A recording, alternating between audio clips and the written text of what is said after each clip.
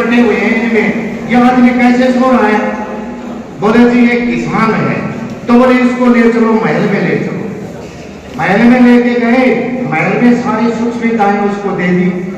और एक दिन एक राजा ने छोटा सा कांटा जो है उस स्वेज के ऊपर छोड़ दिया और सुबह उठ के पूछने लगे, बोले आज महाराज बोले जी कांटा सारी रात को समझ दिया। तो हमें तो किसान मोर्चा का पदाधिकारी था, खेता में रहनिया जातिया के नीचे सोमड़िया। तो इस किसान मोर्चा के इस प्रोग्राम में आप विधायक जी आए हैं, भाई हम हार्दिक अभिनंदन करते हैं, हार्दिक स्वागत करते हैं। इस स्वागत की कड़ी में मैं निवेदन करूंगा कि प्रदेश महामंत्री श्री सुनील वत्स जी का पगड़ी पहना करके पगड़ी बंद करेंगे। विष्णुपाली किसान मोर्चा के महामंत्री हैं और नवीन मित्तल जिला कार्यकारिणी के सदस्य हैं, श्री मोती सिंह जिला उपाध्यक्ष हैं। तीनों से निवेदन है कि वे पगड़ी पहना करके हमारे जो है किसान मोर्चा के प्रदेश महामंत्री श्री सुनील वत्स जी का सम्मान करें, पगड़ी पहना।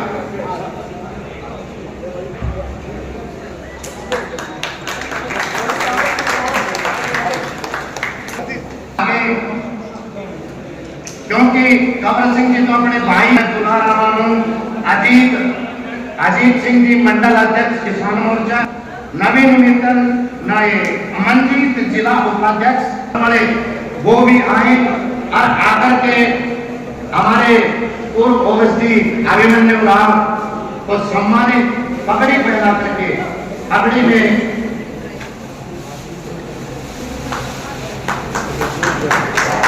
पगड़ी पहनाकर तथा पुष्प पुष्प देकर के हमारे जो अभिमन्यु राव का सम्मान कर रहे हैं।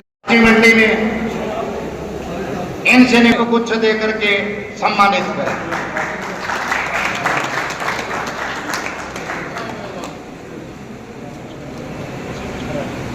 और प्रवीण जी सरपंच साहब हमें क्या महोदय दीपिका जी नहीं जी, वो प्रवीण जी आए और हमारे और पगड़ी भी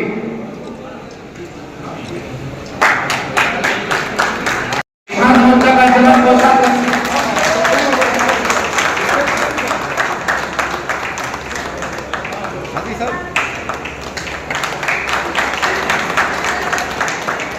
भारत माता की। नौजवानों की आवाज कम है, किसानों की ज्यादा है। और माननीय सुनील वत्स जी बैठे हैं, भाई अभिमन्यु जी बैठे हैं और हमारे विधायक जी बैठे हैं। सुनील जी, हो सकता है कि आपके साइड क्योंकि पानी अधिक है इसलिए व्यवसायी लोग हो सकते हैं, लेकिन यहाँ जवान भी बैठे हैं, वो भी किसान है भाई साहब। तो एक बार जोर कर जाकर बोले भारत माता की, भारत माता की। भीमराव अंबेडकर जी के भवन में भारतीय जनता पार्टी के किसान मोर्चा के द्वारा आयोजित ये किसान संगोष्ठी में आपको अपना आशीर्वचन देने के लिए और हम सब युवाओं का मार्गदर्शन करने के लिए, और सामने माताएं बहनें बैठी हैं, बड़े बुजुर्ग बैठे हैं। निश्चित रूप से समाज का ताना बाना बुनकर के आप समाज को आगे बढ़ाते हैं। आप हमें आशीर्वाद देने के लिए पहुंचे हैं। मैं आप सबका स्वागत करता हूं, अभिनंदन करता हूं। एक बार मैं मंच से निवेदन करूंगा कि आप ताली बजा करके आप इनका स्वागत करें, क्योंकि जनता जनार्दन होती है, कार्यकर्ता पार्टी की रीढ़ होते हैं। हमारे बीच में प्रदेश के महामंत्री जिन्होंने हमारे साथ भारतीय जनता पार्टी में हमने युवा मोर्चा के नाते भाई के सानिध्य में काम किया और आज प्रदेश की महामंत्री की भूमिका निभा रहे ऐसे हमारे बड़े भाई सुनील वत्स जी का इस बाबा राव तुलाराम जी की धरती पर पहुंचने पर मैं हार्दिक स्वागत और अभिनंदन करता हूं। ऐसे ही क्योंकि संगठन की परिपाटी उसी अनुसार चलना पड़ रहा है मेरे को, हमारे बीच में विधायक जी भी बैठे हैं, लेकिन हमारे हरियाणा सरकार और 10 साल तक जिन्होंने माननीय मुख्यमंत्री जी के साथ रह करके उनका सखा बनकर, उनका बेटा बनकर, उनका मित्र बनकर, उनका दोस्त बनकर छोटी छोटी जो योजनाएं हैं और चाहे बड़ी से बड़ी योजनाएं हैं, उनको ऐसा अमिलाजा पहनाने वाले और युवा दिलों की धड़कन, जहां मैं समझता हूं दिल्ली डूसू से लेकर के और भाई झुंझुनू के आखिरी गांव तक चले जाओ, ऐसा कोई गांव नहीं, ऐसा कोई व्यक्ति नहीं जो भाई अभिमन्यु जी को नहीं जानता हो। एक बार जोरदार ताली बजा करके भाई साहब के स्वागत। और हमारे, मैं तो जब भी पूरे चुनाव के दौरान हमेशा, पहले भी हम चाचा जी को मजाक भी कर लेते थे कि आपके सानिध्य में काम करने का अवसर हमें मिलेगा, और क्योंकि चुनाव का 1 वर्ष पूरा हो गया है, हमने एक किसान सम्मेलन आदरणीय सुनील वत्सी भाई साहब यादव सभा में किया था लोकसभा चुनाव के दौरान, इससे अधिक उस संख्या कार्यक्रम था।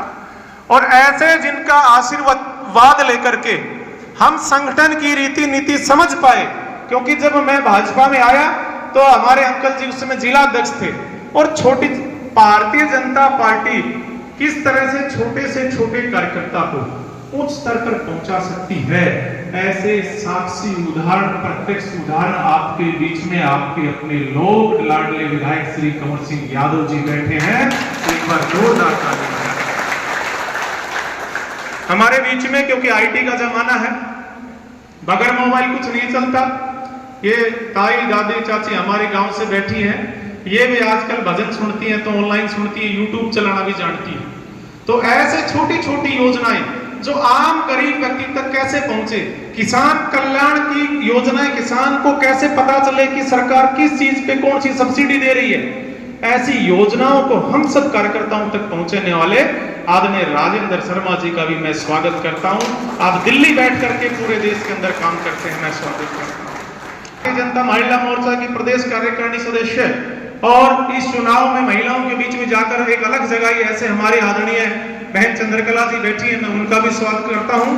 और हमारी दादी माया जी से, नानी जी से निवेदन करता हूं कि आप माला पहना करके चंद्रकला जी का स्वागत करें।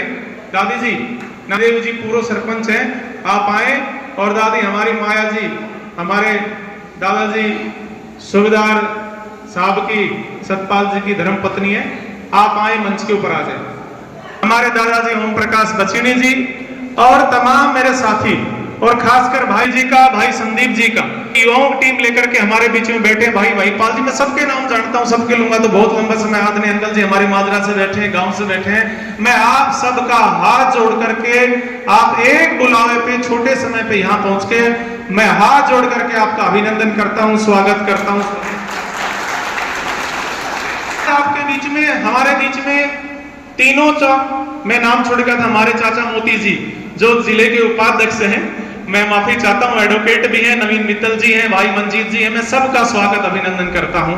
आज हमारे भारतीय जनता पार्टी के अंदर जब से देश की कमान हमारे यशस्वी प्रधानमंत्री जी के हाथ में आई, तब से लेकर आज तक एक लक्ष्य लिया कि किसान की आय दुगनी कैसे हो, और उस लक्ष्य को लेकर के हम आज मान सकते हैं 100% हम उस लक्ष्य को हासिल कर चुके हैं। कहीं चूक है तो आने वाले समय में पूरी हो जाएगी, क्योंकि 2047 तक भारत विकसित राष्ट्र बनने वाला है।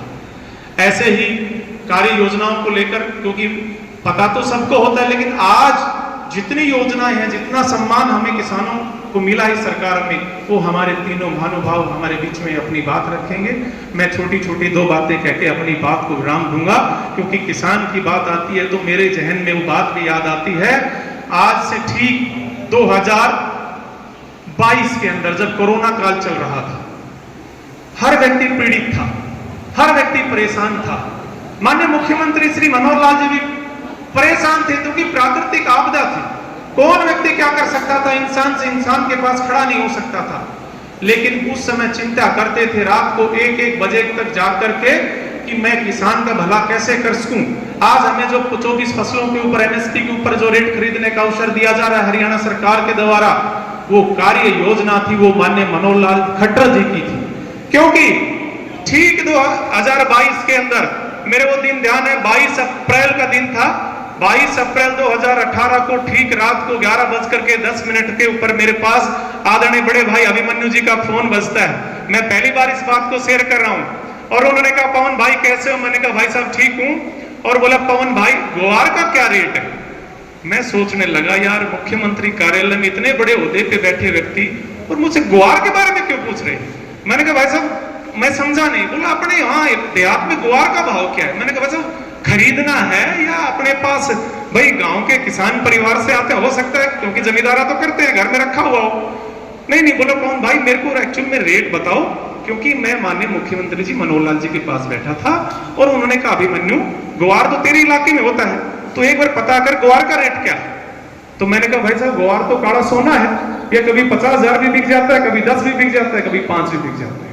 अब एक्चुअल में सच्चाई बताता हूँ, मेरे ध्यान में मैंने ठीक 2 मिनट बाद मैंने मंडी में हमारे अंकल जी ओम प्रकाश जी बैठे, मैंने फोन किया, उन्होंने कहा भाई 6500 रुपए भाव है। और मैंने भाई साहब को तुरंत कहा भाई साहब 6500 रुपए, उन्होंने कहा ठीक है फोन।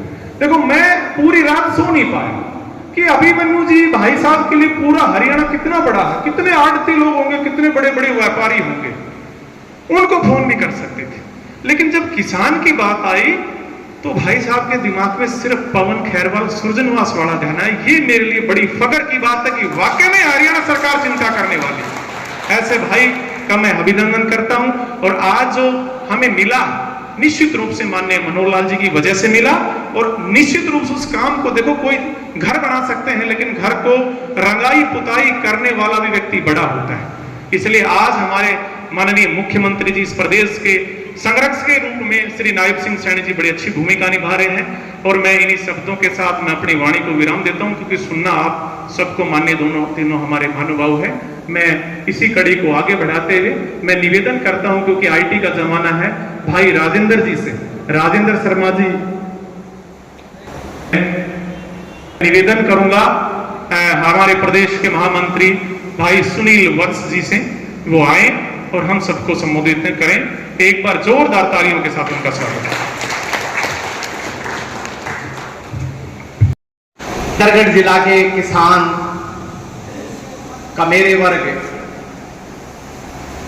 सोनीपत जिला से आकर के आपको बहुत बहुत प्रणाम करता हूं। मैं बड़ा फख्र महसूस करता हूं कि मैं आज भगवान और अन्नदाता दोनों के साथ बैठा हुआ हूं। मेरा किसान भी अन्नदाता भगवान से कम नहीं है। मंच पे मेरे साथ बैठे हुए हमारे राष्ट्रीय टीम के बहुत मेहनती साथी और आईटी जो पूरे देश के आईटी को देखते हैं, राजेंद्र भारद्वाज जी, और आपके बहुत सरल स्वभाव के जिन्होंने 10 साल तक मनोहर लाल जी के साथ काम किया। और देखिए एक बात और बता दूं भाई, मैं ईमानदार आदमी के लिए काम करना बड़ा मुश्किल हो, चाहे घर में चाहे सरकार में, ईमानदार आदमी के साथ बड़ा मुश्किल होता है।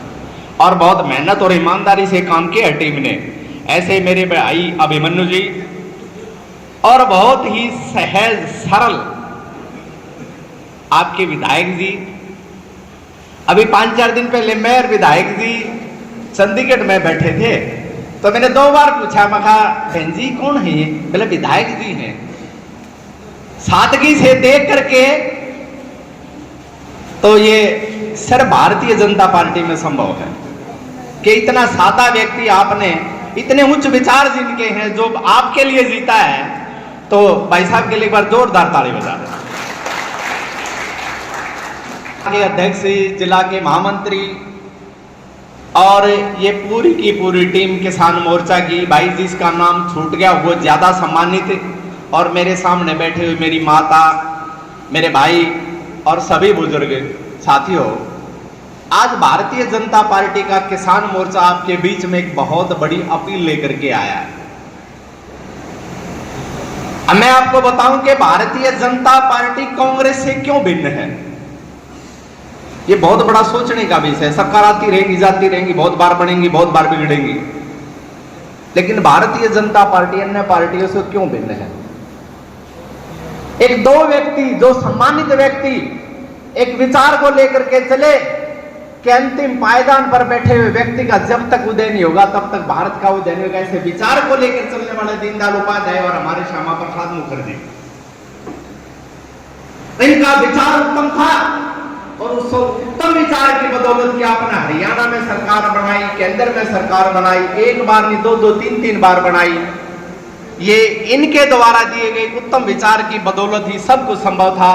चाबी आपने दी, खजाने की चाबी आपने दी, और पूरे देश में नरेंद्र मोदी जी और हमारे मुख्यमंत्री 24 घंटे लगे रहते हैं।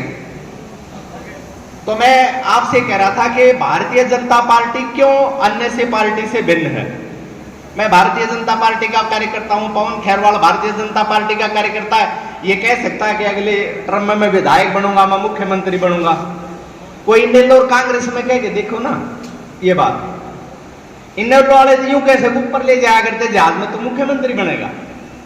ये केवल भारतीय जनता पार्टी है कि अंतिम पायदान पर बैठा हुआ व्यक्ति भी इस देश का मुख्यमंत्री, प्रदेश का मुख्यमंत्री बन सकता है और प्रधानमंत्री बन सकता है, और किसी पार्टी में ये संभव नहीं है। हमने अपने बहुमूल्य वोट दी।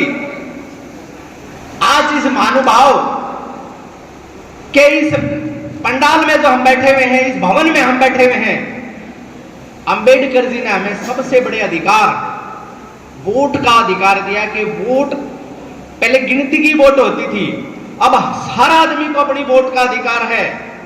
और उसी वोट का अधिकार करते हुए आपने केंद्र में सरकार बनाई नरेंद्र मोदी जी के नेतृत्व में।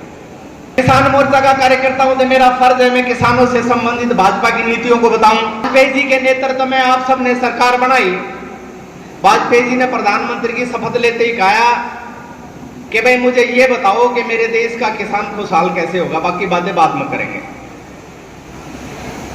उस आयोग ने एक बहुत गजब की रिपोर्ट बताई। उसने बताया कि साहब इस देश का किसान खुशहाल तब हो सकता है जब महंगे ब्याज से इस किसान का पांडा छूट जाएगा। चौधरी देवीलाल बहुत बड़े किसान नेता थे। उनके टाइम में लैंड मॉर्गेज बैंक और कोऑपरेटिव सोसाइटी का ब्याज 24% होता था, 2 रुपए सैकड़ा जिसको बोलते हैं। और किसान 10,000 रुपए का किसान को लोन मिल गया, 5-6 हजार रुपए मिलते, 2-3 हजार का उसको खाद दे देते, और किस्त नहीं भरता तो वो छोटी सी बड़े बखत लेना आ करते 5 बजे करते। ये कोई लंबी पुरानी बात नहीं है, 20-30 साल पुरानी बात है, सबको पता है। बड़े उद्योगपतियों ने कहा कि किसान को इतनी सस्ती ब्याज दर के ऊपर प्रधानमंत्री जी ये पैसा देना संभव नहीं है, बहुत बड़ा भूभाग है।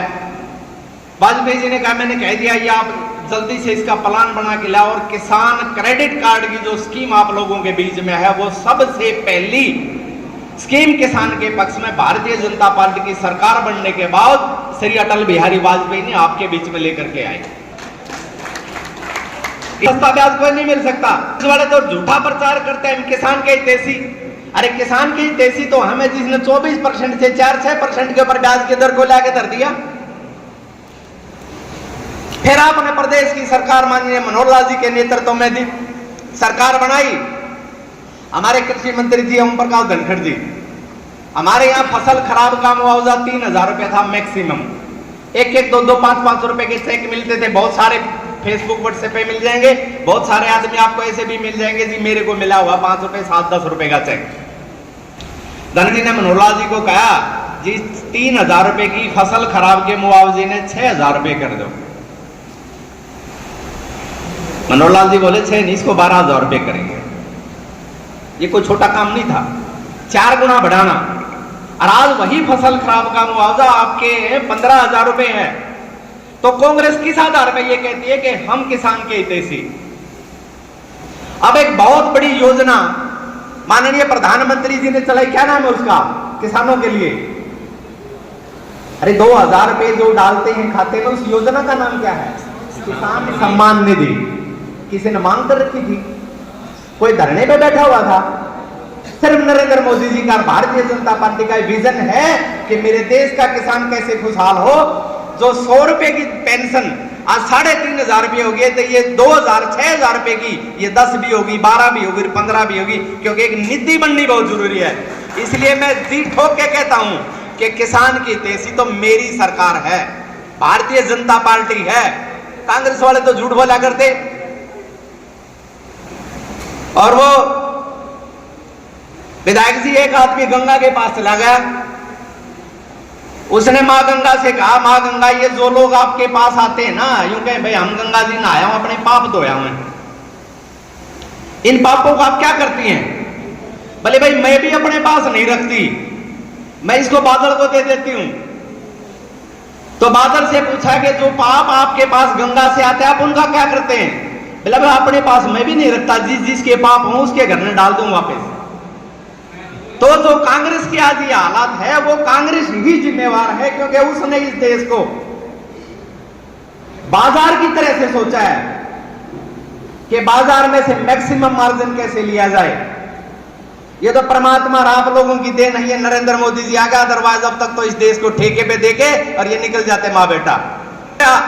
इस देश और प्रदेश की जनता को सुबह उठते ही प्रणाम करता हूं कि आपने अपने वोट के माध्यम से इतने गजब के प्रधानमंत्री को आपने बनाया है, इतनी गजब की सरकार बनी है जिसका मुख्य लक्ष्य मेरे देश की जनता है। आज का प्रधानमंत्री एक वो कल का प्रधानमंत्री, वो एक व्हाट्सएप वगैरह पे चुटकुला आता था, चुनाव में बहुत सुनाते थे विधायक जी, जल्दी तो नहीं विधायक जी। मनमोहन सिंह जी चले गए सब्जी मंडी सब्जी खरीदने, तो एक तो बोले भाई बताओ के भाव है, टमाटर के भाव है, ये सब्जी के भाव है। उसने देखा वो प्रधानमंत्री आ रहा है, मैं बोला काका तू सारी सब्जी फ्री ले जा पर 10 साल में तू बोलिया तो। अरे लुटती रही, मनमोहन सिंह चुप रहे। भले ऐसा चौकीदार था जो नींद में सोता रहता, सारी फैक्ट्री लुट गई, दिवालिया होगी। और मैं तो परमात्मा ने हम सबको सद्बुद्धि दी थी कि हमने भारतीय जनता पार्टी नरेंद्र मोदी के नेतृत्व में इतनी जबरदस्त सरकार बनाई और आज ये विकास देख रहे हैं। कोई डिस्ट्रिक्ट ऐसा नहीं है जिसमें दो तीन हाईवे ना निकलते हों।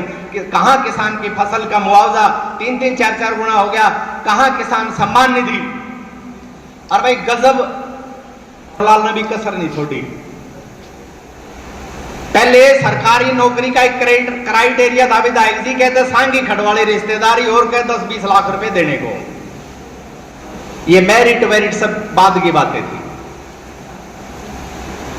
और जिस देश के अंदर न्याय और भाव नहीं है वो देश रहने के लायक नहीं है। चाणक्य जी ने कहा अपनी चाणक्य नीति में, ना स्कूल में संख्या, ना कॉलेज में संख्या, ना कोचिंग सेंटर में संख्या, सिर्फ विधायक जी रीन के पैरा का हाथ लगा और नौकरी पाओ, यही क्राइटेरिया था। ये ईमानदारी ये सब एक साइड थी। अयोग्य सरकार बन जाए 5 साल में आप उसको बदल दोगे वोट के माध्यम से।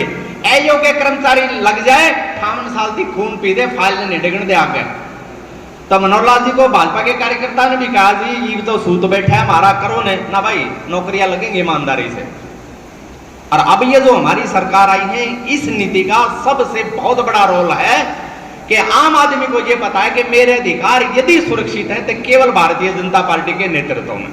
हमारे नायब जी मुख्यमंत्री की कमान संभाली, फसल 24 फसलें भारतीय जनता पार्टी पूरे भारत में पहली सरकार ऐसी है जो 24 फसलों पे एमएसपी पे खरीदती है। 24 फसल एमएसपी पे खरीदने वाले केवल भारतीय जनता पार्टी की हरियाणा की सरकार है।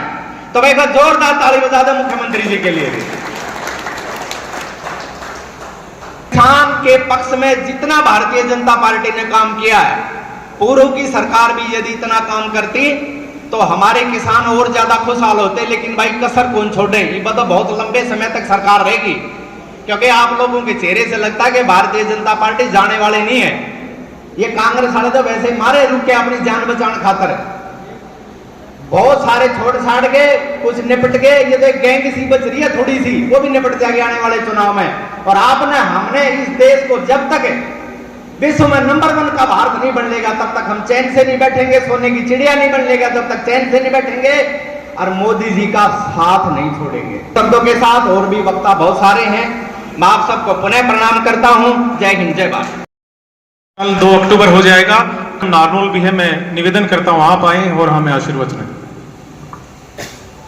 आज के इस किसान सम्मेलन में हमारे बीच में सोनीपत से पधार कर आए आदरणीय भाई सुनील जी वत्स, प्रदेश के महामंत्री, आदरणीय भाई अभिमन्यु जी, राजेंद्र शर्मा जी, अपने जिले के अध्यक्ष भाई पवन जी, हमारे जिले के उपाध्यक्ष आदरणीय मोती सिंह जी, महिपाल जी, मंजीत जी, आदरणीय श्रीमती चंद्रकला जी, छाजूराम जी, विष्णु जी, विशेष तौर से हमारे मंडल के अध्यक्ष भाई संदीप जी, अशोक जी, प्रवीण प्रतिनिधि कहते, बिल्लू वाइस चेयरमैन प्रतिनिधि भाई कृष्ण जी, पत्रकार छायाकार बंधु, किसान भाइयों, माता और बहनों, प्यारे बच्चों, पहले ही बस आप कह रहे थे कि नौजवान भी हैं, किसान भी हैं, माताएं हैं, बहनें भी हैं, क्योंकि पवन पहले युवा मोर्चा का जिला अध्यक्ष रहा तो युवा मोर्चा भी साथ। आज महावीर सिंह जी तो कप्तान साहब को तो पता।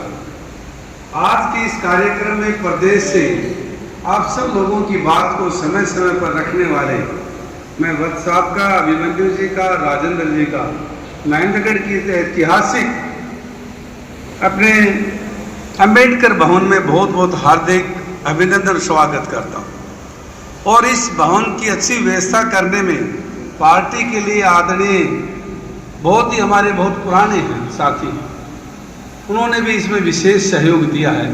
और आप अपना कीमती समय निकालकर यहाँ हमारे आईटी सेल के राजेंद्र शर्मा जी कुछ बताएंगे, सुनेंगे भी, क्योंकि सब बातें किसान से संबंधित हों। और देश के नहीं, विश्व के सबसे लोकप्रिय प्रधानमंत्री आदरणीय नरेंद्र मोदी जी ने और हरियाणा के लोकप्रिय मुख्यमंत्री आदरणीय नायब सिंह सैनी ने एक ही विचार किया कि किसान की आमदनी दुगनी कैसे करें। वो आमदनी दुगनी तभी होगी जब खर्चे कम होंगे और भाव ज़्यादा होगा। आज हरियाणा देश का पहला प्रदेश है जहां 24 फसलों पर एमएसपी पर खरीदी जा रही है। बाजरे का भाव 2775 रुपये दुनिया में कहीं भी नहीं है, क्योंकि किसान विशेष तौर से दक्षिणी हरियाणा में सबसे अहम फसल है। कम खर्चे में ज़्यादा पैदा हो जाए, ज़्यादा आमदनी हो जाए, तो माननीय मोदी जी ने विश्व में भी बाजरे का प्रचार किया है मोटे अनाज के तौर के ऊपर। आर्मी के अंदर भी, पैरा मिलिट्री फोर्स के अंदर भी बाजरे की सप्लाई की है, ताकि किसान की जो पैदा बाजरे की है उसकी ज़्यादा से ज़्यादा खपत हो और भाव ज़्यादा से ज़्यादा बढ़े।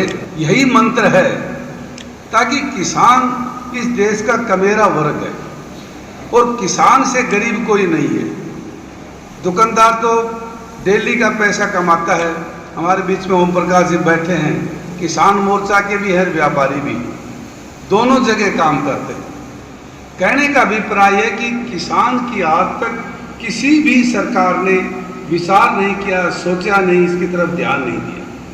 जब से 11 साल पहले आदरणीय मोदी जी ने इस देश की बागडोर संभाली और हरियाणा प्रदेश में आदरणीय मनोहर लाल जी ने इस प्रदेश की बागडोर संभाली, तो ये विचार किया गया कि ऐसा एक परिवार कहे, ऐसा एक विचार कहे जो सबको पेट भरने का काम करता है और खुद ही बेचारा भूखा रह जाता है। उस किसान की हमने चिंता करनी है, ताकि उसके घर में भी बच्चों को वो सुख सुविधा सब मिले, अच्छे स्कूल में पढ़ाने की सुविधा मिले, उस किसान के परिवार का बच्चा भी बड़े से बड़े ओहदे पर कैसे पहुंचे, उनको सब सुविधाएं मिले, इस बात की चिंता की है। क्योंकि हरियाणा तो बहुत ही विकसित प्रदेशों में से है। ऐसे ऐसे प्रदेश जहाँ शाम का एक समय का भोजन के लिए लोग भी तरसते हैं। और इन सब बातों को ध्यान में रखते हुए मोदी जी ने हर साल 6000 किसान के खाते में डालने का काम किया। 6000 राशि 2-2 हज़ार रुपये 3 बार में, जो अपने आप में बहुत बड़ा बजट है। और इसके साथ साथ हरियाणा प्रदेश में भी माननीय मनोहर लाल जी ने वो नीतियाँ ले आई जिन्हें कभी विचार भी नहीं किया था। भावांतर योजना, यदि किसान अपनी फसल मंडी में न बेचे तब भी उसको जो भाव का जो डिफरेंस है उसके खाते में मिल जाए। मेरा पानी मेरी विरासत, यदि किसान लगातार एक ही फसल को छोड़कर दूसरी फसल बोए, 8000 रुपये उसके खाते में पहुंच जाए। ये योजनाएं कम नहीं है, अनेकों ऐसी योजनाएं हैं। यदि किसान गाजर बोएगा तो उसको भी भावांतर योजना मिलेगी। यदि मार्केट में 10 रुपये 5 रुपये है और भाव 20 रुपये है तो 10 रुपये उसके खाते में आएंगे। यदि किसान प्याज की खेती करेगा तो उसके खाते में पैसा आएगा। यदि किसान फूल की खेती करेगा तो अलग से उसको रॉयल्टी मिलेगी। अनेकों ऐसी योजनाएं, परंतु मैं सभी नौजवान साथियों से भी, आईटी सेल के हमारे राजेंद्र शर्मा से भी मैं ये निवेदन करना चाहूँगा कि आज भी हमारे किसान उस सिस्टम से जुड़े नहीं हैं और बहुत सारी योजनाओं का लाभ नहीं उठा पाते। सरकार ने योजनाएं बहुत दी हैं, लेकिन योजनाओं का जब धरातल पर आम किसान को जब तक इस सब बातों का पता नहीं लगेगा, किसान उन योजनाओं को फायदा नहीं उठा सकेगा। किसान मोर्चा के सभी पदाधिकारियों से भी यही निवेदन है कि पार्टी ने आपको जिम्मेवारी दी है किसानों की भलाई के लिए, तरक्की के लिए किसान उन्नति करे, इसलिए भारतीय जनता पार्टी ने किसान मोर्चा के रूप में एक सेल बनाया। तो किसानों के बीच में रहकर आज किसान को किस चीज़ की जरूरत है? यूरिया सही टाइम पर मिले, डीएपी सही टाइम पर मिले, किसान कम से कम खर्च करके ज़्यादा से ज़्यादा पैदा कैसे कर सके। और अभी माननीय मुख्यमंत्री जी 18 मई को महेंद्रगढ़ की पावन धरा पर आए थे। हमने काफ़ी बातों की डिमांड रखी थी किसानों के हित के लिए। जब से बिजली आई थी किसानों के तार नहीं बदले गए, उन सब के लिए 4.5 करोड़ रुपये मुख्यमंत्री जी ने भेजे। अब मैं सभी किसान भाइयों से प्रार्थना करना चाहूँगा कि आप विभाग की इंतजार मत करो। यदि किसी किसान के ट्यूबवेल के तार ढीले हैं, टेढ़े हैं, लोहे के पोल हैं, तो आप एसडीओ को एप्लीकेशन दें और उसकी एक कॉपी मेरे को भी दे दें। कोई लागत नहीं है, कोई किसान से पैसा नहीं लिया जाएगा, फ्री के अंदर डिपार्टमेंट उसको बदल कर देगा। ये किसके लिए सुविधा की बात है। 20 साल पहले जो तार डाले थे, आज उन तारों की कैपेसिटी कम हो गई, लूज हो गए हैं, कमजोर हो गए हैं और एक्सीडेंट का भी मेन कारण है। उन पोल को भी बदलकर 9-9 मीटर के पोल खड़े करेंगे, नए तार लगाएंगे। ये किसान के लिए है। यदि किसान को खेती करते कोई कैजुअलिटी हो जाए, खेत के अंदर 5 लाख की व्यवस्था किसान की उसकी भरपाई तो नहीं कर सकते, लेकिन जो परिवार पीछे है उन परिवार को कुछ सहायता मिल जाए, इसके लिए भी कर रखा है। का कोई मुखिया वैसे बीमारी से यदि मर जाए तो दयालु योजना के तहत 5 लाख रुपए उस परिवार की आर्थिक मदद की जाती है। इसके साथ साथ ही हमारे हरिजन परिवारों में सुकन्या योजना 71,000 कन्यादान पर सामान भी देते हैं। अनेकों ऐसी योजनाएं हैं घर बनाने के लिए, घर की रिपेयर करने के लिए, किसान को ज़्यादा से ज़्यादा आमदनी के उस बात की सुविधा के लिए। और सबसे ज़्यादा बात अभी 25 सितंबर को पंडित दीनदयाल लाडो लक्ष्मी योजना के माध्यम से 23 साल से 60 साल की जो महिलाएं हैं उनके खाते में 2100 रुपया हर महीने आए। और पहले फेज में जिनकी आमदनी 1 लाख है, उसके बाद में 1.5 लाख और फिर 2 लाख तक ले जाएंगे। और माननीय मुख्यमंत्री जी ने विचार किया है, प्रधानमंत्री जी ने चिंता की है, ऐसे परिवार जिनके घर में सरकार का एक भी पैसा ना आए, उस परिवार में भी सरकारी पैसा जाना चाहिए। लाडो लक्ष्मी योजना के तहत 60 साल से ज्यादा बुढ़ापा पेंशन मिलती है। 60 साल से पहले लाडो लक्ष्मी योजना उसके खाते में चले जाए। किसान को भावांतर योजना मिल जाए, किसान को प्रधानमंत्री की तरफ से 6,000 रुपए हर साल मिल जाए, किसान का फसल का संपूर्ण भाव मिल जाए। इन सब बातों की चिंता आदरणीय मोदी जी ने और प्रदेश की सरकारों ने की है। माननीय आदरणीय नायब सिंह सैनी ने इस बात की चिंता की है, परंतु इन सब का फायदा तभी है जब आपस में मिलजुल कर इन योजनाओं का हम ज़्यादा से ज़्यादा फायदा उठाएं। इसलिए मैंने IT सेल के आदरणीय शर्मा जी से भी निवेदन किया है, जिलाध्यक्ष से भी निवेदन किया है, महामंत्री जी से निवेदन किया है कि आज भी प्रचार प्रसार करने की बहुत ज़्यादा ज़रूरत है, क्योंकि ज़माने के हिसाब से किसान अभी भी पीछे है। किसान को जब तक बार बार नहीं समझाएंगे, किसान के दिमाग में नहीं बैठे। को योजनाओं का फायदा किसान को कैसे मिले, इन बातों की चिंता किसान मोर्चे की जिम्मेवारी। आज के इस कार्यक्रम में मैं सभी माताओं का, बहनों का तहे दिल से आभार प्रकट करता हूं कि अपना कीमती समय निकालकर इस कार्यक्रम को शोभा बढ़ाने के लिए हम सब के सामने आपसे मिलना भी हुआ, आप यहाँ आए हैं। मैं आप सब की ओर से जो प्रदेश की जो टीम है उनका तहे दिल से आभार प्रकट करता हूँ, अभिनंदन करता हूँ। हो महिला मोर्चा की हो, सभी के लिए दरवाजे खोल रखे हैं। और मैं उनका भी सबकी तरफ से बहुत बहुत अम्बेडकर सभा के सभी पदाधिकारियों का, नीलाल जी का भी आभार प्रकट करता हूँ, अभिनंदन करता हूँ और इनका धन्यवाद भी करता हूँ। और सभी किसान भाइयों का, माताओं का भी जो आप समय निकालकर इस कार्यक्रम में पहुँचे हैं, आप सबका बहुत बहुत धन्यवाद। जय हिंद, जय भारत माता की। भाई जवान नहीं बोल रहे। भारत माता की। ये अपने इलाके से तो सबको प्यार होता है, वो सब स्वाभाविक है, लेकिन माननीय मुख्यमंत्री जी के साथ तकरीबन एक चक्कर रोज हरियाणा का लग जाता था, मतलब ऊपर से घूम जाते थे हेलीकॉप्टर में। तो हम हर जगह जाते, हर जगह खाना पीना ये, लेकिन जिस तरह का स्वाद मैं आपको बताना चाहूंगा, मतलब ये मेरा पर्सनल अनुभव है। पूरे हरियाणा में हम जाते थे, लेकिन यहाँ के अनाज में जो स्वाद है वो पूरे हरियाणा में कहीं नहीं है। उसका एक विशेष कारण भी है। एक तो ज्यादातर यहाँ जो ऑर्गेनिक चीजें हैं वो उससे ज्यादा खेती होती है, क्योंकि हम खाद अपना घर का डालते हैं, पानी हमारा बहुत अच्छा है। बाकी दूसरे जिलों में जो उर्वरक खाद है वो बहुत ज्यादा डालते हैं। तो यहाँ के अनाज में एक अपना स्वाद है। यहाँ की जो सब्जियां हैं उनमें तो बहुत ज्यादा स्वाद है, और इसकी अक्सर मैं माननीय मुख्यमंत्री जी को चर्चा करता था। कहीं आस पास होते हैं, मैं जी महेंद्रगढ़ चला गए तो वहां कर रहे हैं खाने का प्रबंध। बोले वहां क्यों भाई? मैं कहा जी वहां खाने में एक तो अलग मजा है, और जो जो जिस तरह इधर रोहतक से और गुड़गांव से इधर चलते हैं, लोगों की आवाज में मीठा पड़ाना शुरू हो जाता है।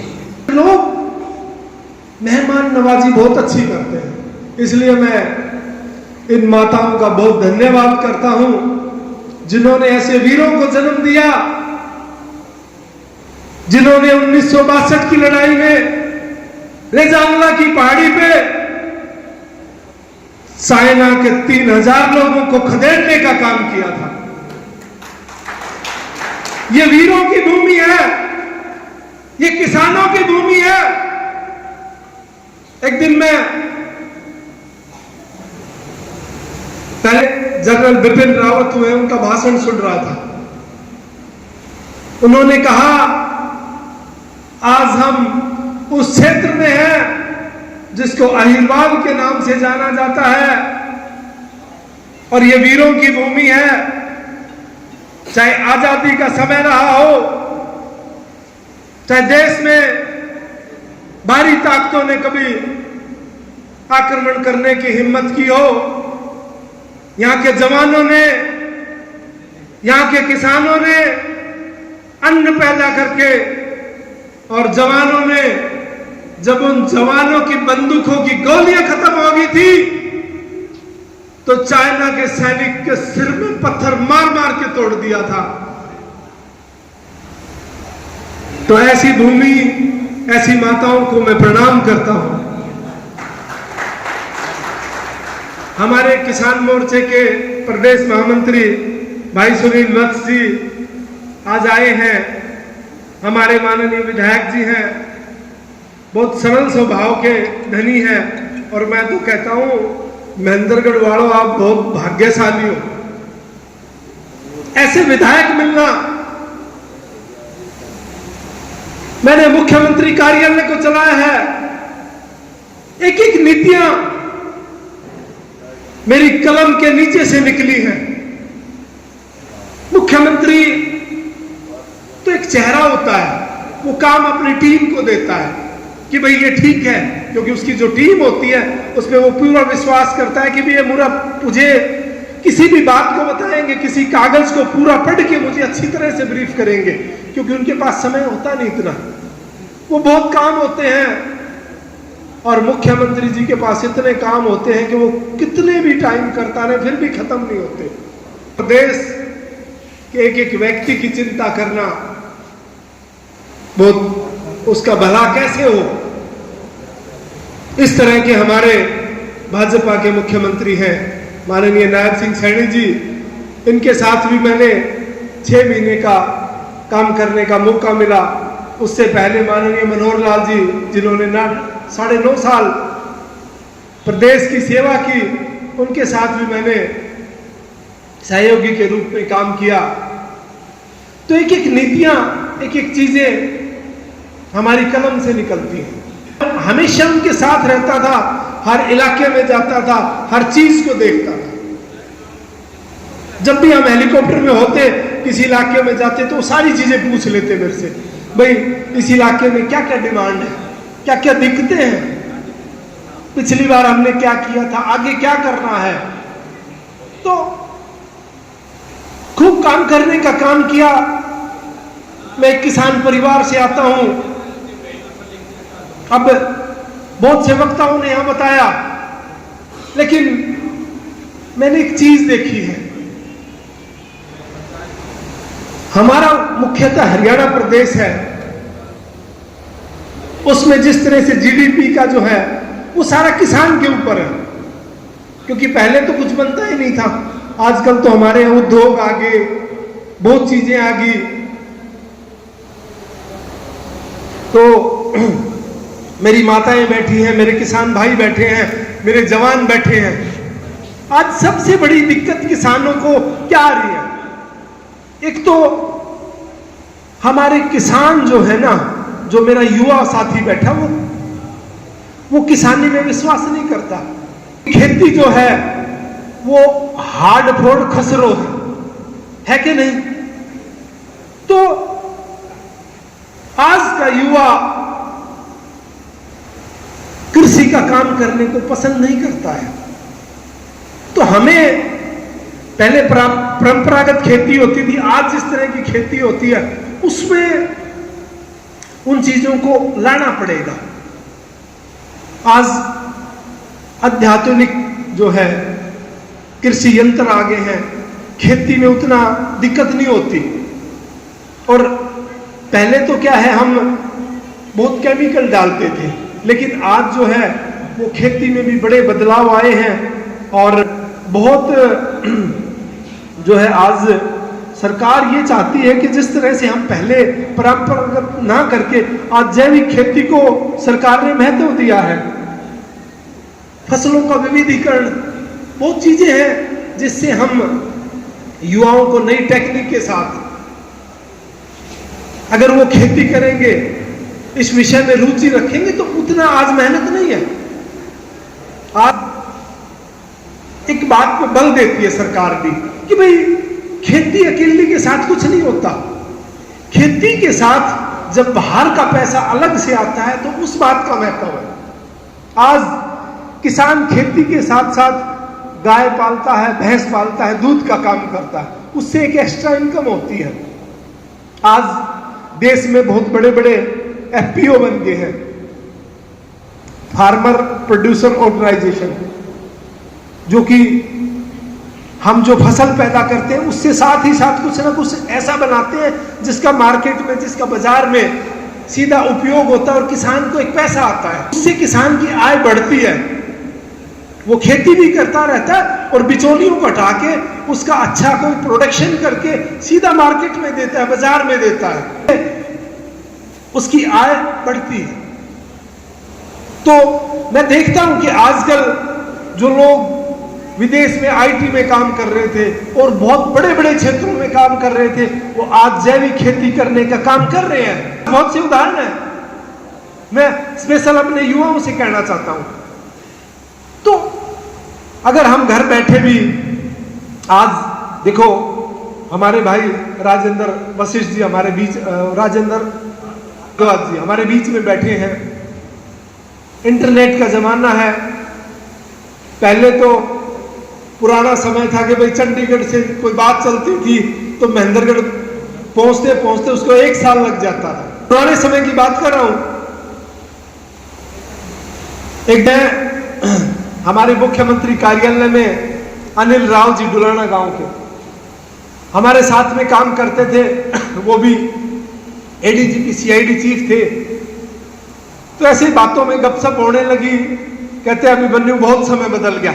मैंने कहा कोई उदाहरण तो बताओ जी, आपने तो बहुत सरकारों में काम किया, हम तो अभी 10 साल से आए हैं। तो उन्होंने ठेठ उदाहरण दिया। उन्होंने कहा अभिमन्यु जी पहले कम्युनिकेशन के साधन नहीं थे, मोबाइल फोन नहीं थे, एक बार एक शादी थी कोई, और मैं चंडीगढ़ किसी काम से व्यस्त था और घर पे कोई मैसेज देना था, तो बोले मैंने एक आदमी को भेजा, वो 2 दिन में पहुंचा और डुराना मेरे घर पे वो जो मैसेज है 2 दिन बाद दिया गया। आज तो हम 1 मिनट में चाहें तो मुख्यमंत्री से बात कर लें, प्रधानमंत्री से बात कर लें, देश विदेश में क्या चल रहा है उन चीजों को देख सकते हैं। तो खेती में बड़ी अच्छी टेक्निक्स आ गई हैं। तो मैं युवाओं से करूंगा कि जो लोग विदेश से 5-5 लाख की सैलरी छोड़ के अपने देश वापस आके खेती में रुचि रख रहे हैं, तो एक बहुत बड़ी बात है, हमें उस चीज से सीखना चाहिए। क्योंकि हमारा जो प्रदेश है, देश है, वो कृषि प्रधान है। 65% लोग आज भी जो उद्योग लगे हुए वो आज भी कृषि पे आधारित है।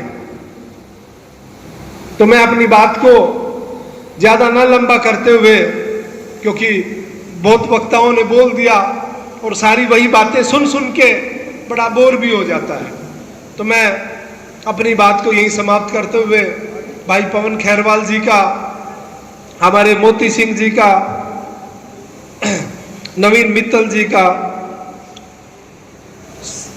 सचिन यादव जी का, बहन जी चंद्रकला बैठी हैं, महिपाल यादव जी, सभी का धन्यवाद करता हूं। और बहुत एक बात की मैं ये चाहूंगा कि देखो, प्रदेश और देश में बहुत अच्छी सरकारें हैं और सूचना तंत्र भी बहुत अच्छा है, इसलिए जो किसान भाई हैं उनको अपडेट रहना चाहिए कि देश में क्या क्या नई तकनीकें आ रही हैं, उनका लाभ उठाना चाहिए। क्योंकि सरकारें समय पे सब्सिडियां देती हैं, बहुत चीजें फ्री भेजती है, बीज भेजती है, तो उन चीजों से जुड़े रहेंगे तो उनका लाभ उठाएंगे। बहुत बहुत धन्यवाद। पवन खैरवाल जी, यहाँ कुछ चेहरे ऐसे हैं जो जिनसे मेरा अक्सर मिलना, जो भाई विष्णु, भाई मंजीत, और आप सबसे भी हो सकता है आमने सामने परिचय ना हुआ हो, लेकिन एक दूसरे को तो देखा हमने जरूर होगा।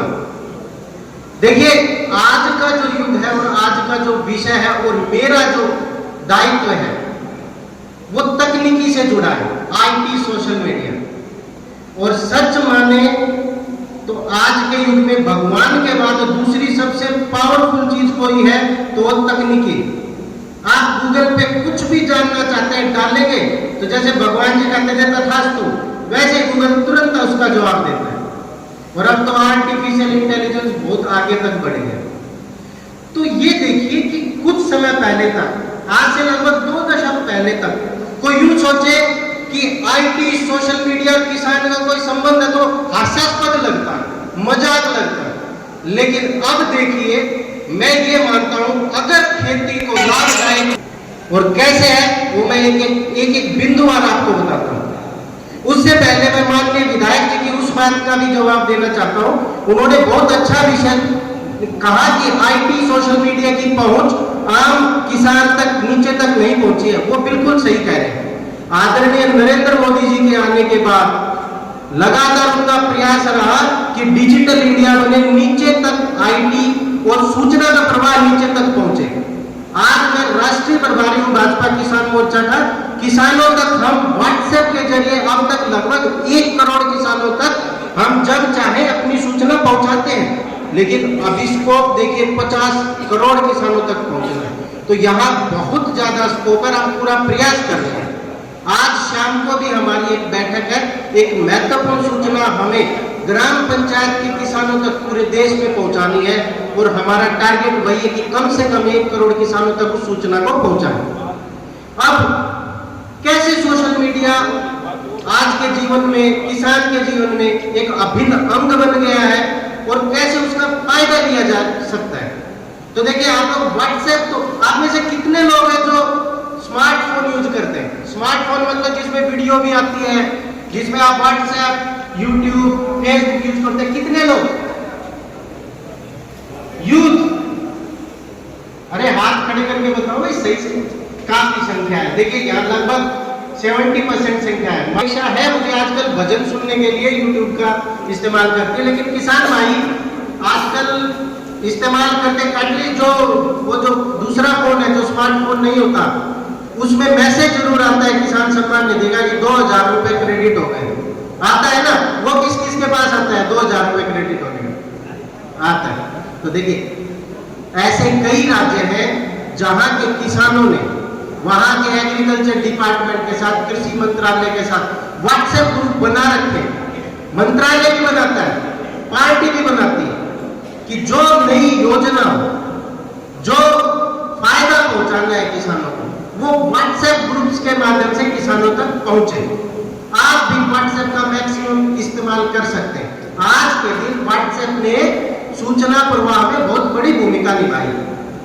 यूट्यूब पे आपका मन करे कि भाई अब जैसे रबी की फसल बोई जाएगी, तो रबी की फसल बोने का सही टाइम क्या है, उसमें कितना पानी, कितना खाद, कौन सा बीज इस्तेमाल करना है, आप डालेंगे यूट्यूब पे तो बताने वाले कृषि विशेषज्ञ मिल जाएंगे। इतना आसान हो गया है, आपको किसी के पास नहीं जाना है, आपको अपने फोन में ही यूट्यूब पे देखना है, आपको गूगल पे डाल देना है कि हरियाणा प्रदेश के दक्षिणी हिस्से महेंद्रगढ़ में आपको सरसों की बुआई करनी है, तो उसकी जानकारी वहां भी मिल जाएगी। कितना आसान हो गया। आप फेसबुक और इंस्टा के माध्यम से आपको सैकड़ों क्या लाखों आज के दिन एग्जाम्पल ऐसे हैं जिसमें किसान अपने प्रोडक्ट का मतलब घी, दूध और फसल, इनको बेच रहे हैं और कई गुना ज्यादा मुनाफा कमा रहे हैं, क्योंकि बिचौलिए खत्म हो गए। आप डाल के देखिए फेसबुक या इंस्टा पे प्रगतिशील किसान, उनके एग्जाम्पल आ जाएंगे आपके पास। कुछ लोग कह रहे हैं जैसे हम बिलोना घी बेचते हैं, वो बिलोना घी नॉर्मली जो घी मिलता है उससे दुगना महंगा होता है, फिर भी उनकी खपत बहुत ज्यादा है, लोग डिमांड करते हैं, ऑनलाइन मंगाते हैं।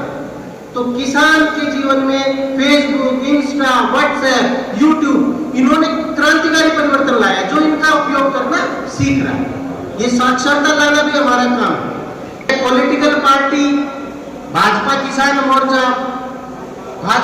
मोर्चा तो वो अखाड़ा है जो किसान को देश की रीति नीति के साथ जोड़ने के लिए अपनी पूरी ऊर्जा लगाता है।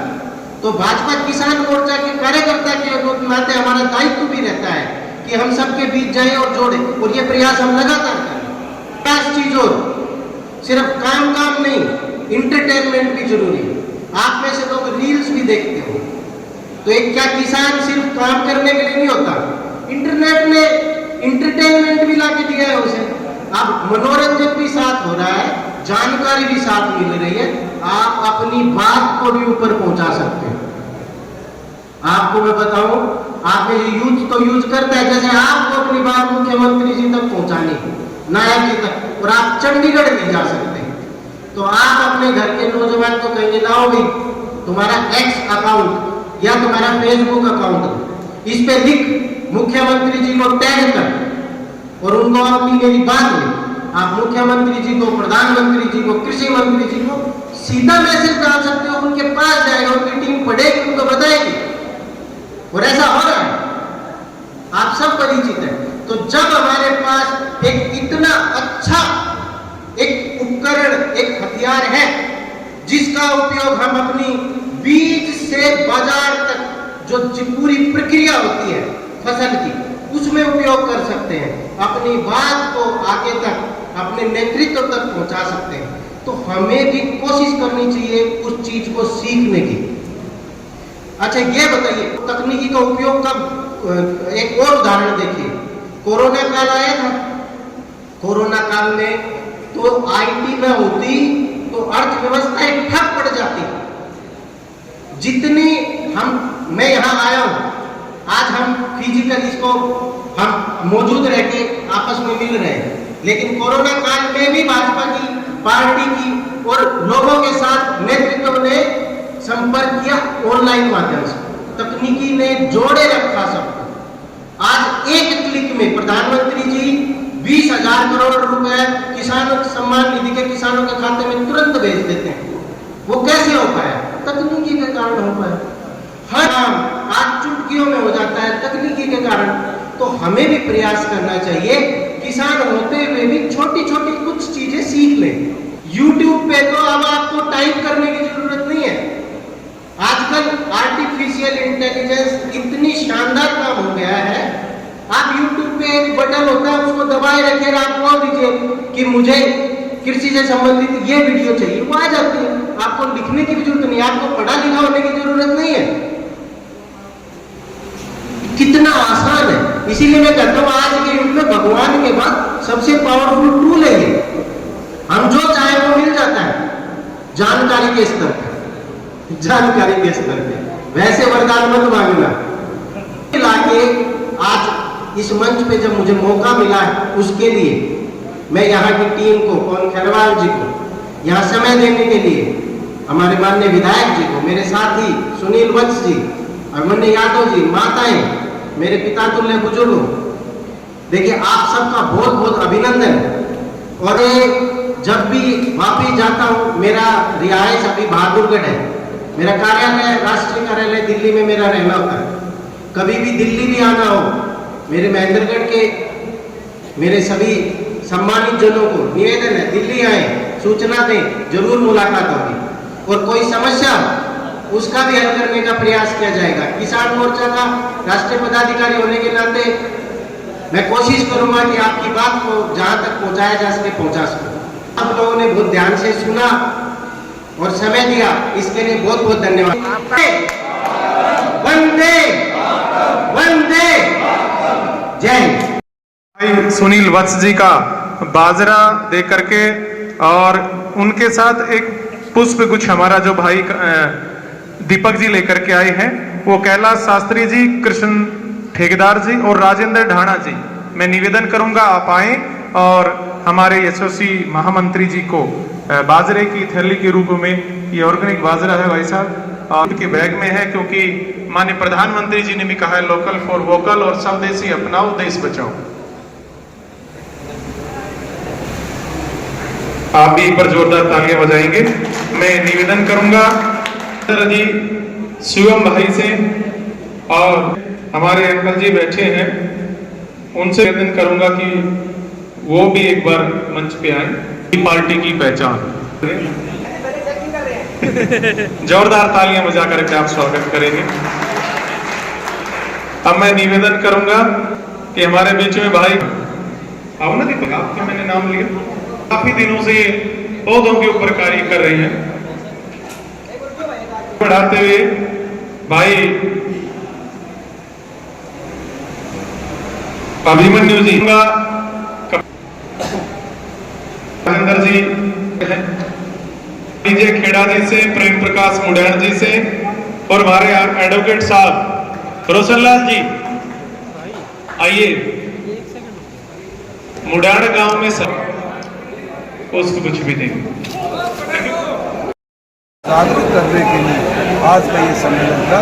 किसान को बीज से लेकर बाजार तक जागरूक करने के लिए, किसान के साथ कहीं कोई धोखा ना हो, किसान को उसकी फसल का पूरा भाव मिल जाए, इस सब बातों पर चर्चा करने के लिए प्रदेश के सभी किसान मोर्चा के पदाधिकारी, जिले के सभी पदाधिकारियों आज इस अम्बेडकर भवन में आए हैं, और मैंने भी सबका आभार प्रकट किया, धन्यवाद किया है। और आईटी सेल से भी यही निवेदन किया है कि आईटी सेल के माध्यम से किसान को ज़्यादा से ज़्यादा जागरूक करें, किसान को केंद्र और प्रदेश की वो सब नीतियों को बताएं। वो आईटी सेल से ही संभव है। किसान को जब तक जागरूक नहीं करेंगे तो प्रदेश और केंद्र की जो योजनाएं हैं उनको लाभ नहीं मिल पाएगा। और हमारे आईटी सेल के जो राष्ट्रीय स्तर के ऊपर राजेंद्र जी संभाल रहे हैं, और हमारा सौभाग्य कि अपने गांव के पाली से भगत साहब भी किसान मोर्चे में बहुत लंबे समय तक काम किया है, अच्छे अनुभव हैं। और अभी आपने सुना भी होगा कि किस तरह से आईटी सेल के माध्यम से हम नीचे से नीचे तक किसानों को जागरूक कर सकते हैं, भाव से लेकर बाजार तक, बीज से लेकर बाजार तक, ये सब बातों का सामंजस्य स्थापित करके किसान को कौन सी फसल बोनी चाहिए, किसान को कौन से फसल में ज़्यादा फायदा है, इन सब बातों पर विचार विमर्श करने के लिए आज अम्बेडकर भवन में हम सब आए हैं। मैं महेंद्रगढ़ के अंदर साथ में आखिर कब वो व्यवस्था की जाएगी अनाज मंडी जैसे? आपके चैनल के माध्यम से मैं कह सकता हूं कि आने वाले समय में आगे कम से कम 6 महीने लगेंगे। 6 महीने बाद जब किसान आएगा तो उनको भरपूर अनाज मंडी मिलेगी, सुंदर अनाज मंडी मिलेगी, सब सुविधा मिलेगी।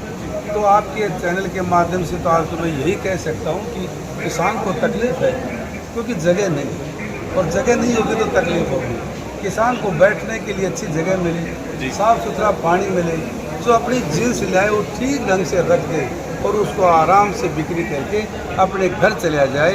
इस बात की चिंता घर से और मंडी तक सरकार की पूरी जिम्मेवारी। चलिए जी, बहुत बहुत धन्यवाद। एक सवाल आपसे ये भी रहेगा कि कांग्रेस पार्टी के नवनियुक्त प्रदेश अध्यक्ष बनते ही सीडी कांड एक बार फिर से चर्चा में आ गया है, क्या कुछ कहेंगे? इसके बारे में मुझे नहीं पता है क्या जी, राय कैसा रहा आपका?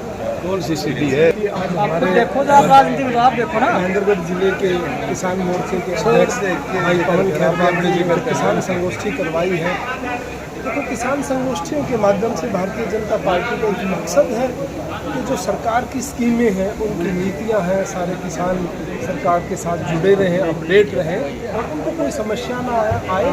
विधायक जी के माध्यम से हम यहाँ से जो किसानों की समस्याएं हैं माननीय मुख्यमंत्री के पास रखने का काम करते हैं और अपने किसानों को समय समय पर अपडेट करते हैं कि वो किसानी के साथ साथ पशुपालन करें, FPO बनाएं, अपनी जो है फसल का बिचौलियों को छोड़ के अपनी फसल का कुछ ऐसा तैयार करें जो कि बाज़ार में सीधा बिके और उनको अच्छा मुनाफा हो। जी, इसी सरकार समय समय पर जो है किसानों की संगोष्ठियाँ करती रहती है, किसानों तक मैसेज देती रहती है, किसानों को सब्सिडी प्रोवाइड करती है, फ्री बीज देती है, ताकि जो है मोटे अनाज एक माननीय प्रधानमंत्री मोदी जी ने 2023 में एक आह्वान किया था कि लोगों को, हमारे पुराने जो लोग थे वो बाजरा खाते थे, चने खाते थे, तो उससे बीमारियां नहीं होती थी। गेहूं को छोड़ के लोग अन्य चीज़ों पे जाए, उनकी जैसे हमारा दक्षिण हरियाणा में बाजरा पहले मंडी में डिमांड नहीं थी, आज डिमांड आई, तो उसी कारण से आई। तो हमारी परंपरागत जो फसलें थी उनकी डिमांड, उनको खाने से लोग कैसे स्वस्थ रह सकते हैं, ये हम जागरूक करते हैं और उसकी देश में डिमांड बढ़ी। डिमांड तो है नहीं है जी। हाँ, वो देखो विधायक जी ने बताया, अब बढ़वा देंगे मंडी, बढ़वा देंगे मंडी। कई बार खाद के कट्टों की भी कमी पड़ती रहती है, उसके लिए भी वो तो नहीं है, वो कई बार दिक्कतें आती हैं, कई बार कम्युनिकेशन में दिक्कत हुई है किसी न किसी वजह से, तो उसको दूर किया जा रहा है। बल्कि हम तो कहते हैं कि आज ये सब छोड़ के जो है हम देसी खाद पे आ रहे हैं।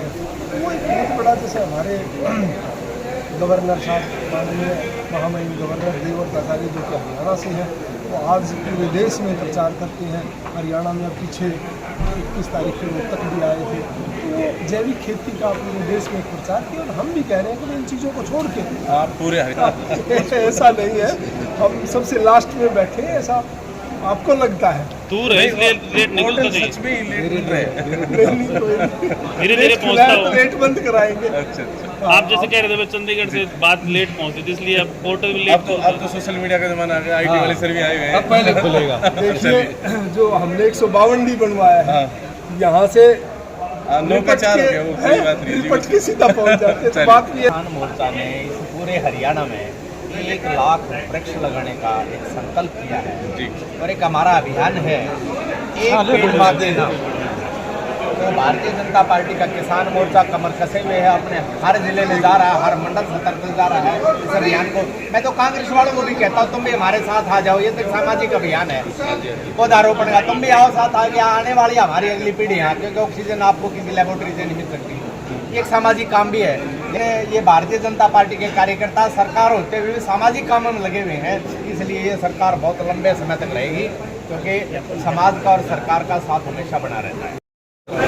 उसी के निमित्त पार्टी संगठन के ऊपर के आदेश थे कि एक किसान संगोष्ठी का कार्यक्रम किया जाए, ताकि आम जन के अंदर जो हमारी योजनाएं उनको पहुंचाने की बात हो और किसान से सीधा संवाद की बात हो। और निश्चित रूप से, क्योंकि मैं तो किसान का बेटा भी हूं, जवान का भी बेटा हूं, और इस कार्यक्रम का करने का सौभाग्य मिला।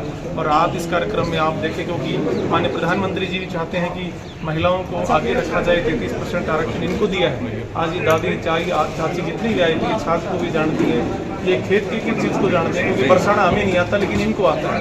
ये मतलब किसान जो हमारा पुरुष होता है उसमें कंधे से कंधा मिला कर कार्य करते हैं। आज इस कार्यक्रम में महिलाएं आई हैं, इस कार्यक्रम में आपने नौजवानों को भी देखा जो आने वाले समय के अंदर टेक्निकल रूप से कृषि को आगे बढ़ाएंगे। और हमारे इस कार्यक्रम में प्रदेश के महामंत्री भाई सुनील वत्स जी आए हैं, उनका हमने स्वागत किया है इस पवित्र भूमि के ऊपर। भाई अभिमन्यु जो माननीय मुख्यमंत्री जी मनोहर लाल जी के साथ रहे, नायब जी के साथ रहे, वो इस कार्यक्रम में आए। हमने से हृदय से उनको निमंत्रण दिया था, उन्हें स्वीकार किया। आज विधायक जी हमारे बीच में रहे हैं और निश्चित रूप से आने वाले समय में किसी भी प्रकार की कोई भी जिम्मेवारी हमारी लगती है, चाहे चुनाव की लगती हो, चाहे किसान की समृद्धि की बात की लगती हो, हम प्रत्येक बात अंतिम पंक्ति में बैठे किसान के पास ही पहुंचाएंगे और अंतिम पंक्ति में बैठे गरीब व्यक्ति की उत्थान के लिए जो कार्य करती हुई भारतीय जनता पार्टी का किसान मोर्चा की